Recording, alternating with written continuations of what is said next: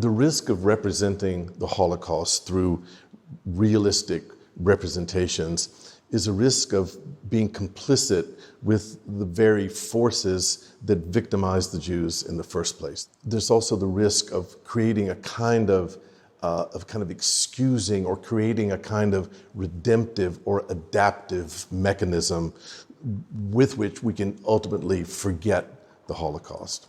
In contrast to that, the Memorial for the Murdered Jews of Europe in Berlin uses abstraction to produce a critical memory. This is not a memory that comes from someone actually seen or someone seen in a photograph. It's not a memory that comes from some inscription from the archives of the Prague Cemetery.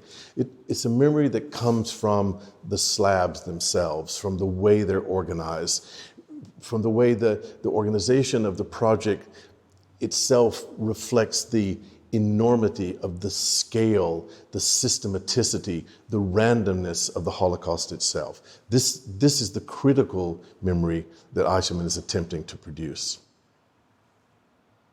The memorial doesn't try to conciliate. It doesn't try to give us a conciliatory narrative or image. It rather, in its very negativity, forces us to think about the unnamed strangers whose absence is utterly sealed, whose loss is final, and it tries to force us to not forget that. The German Jewish philosopher Theodor Adorno put this point very powerfully.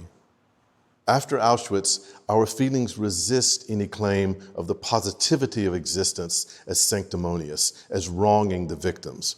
Our feelings balk at squeezing any kind of sense, however bleached, out of the victim's fate. And it seems to me that the memorial in Berlin follows this kind of sanction of refusing to give a positive excuse for the Holocaust.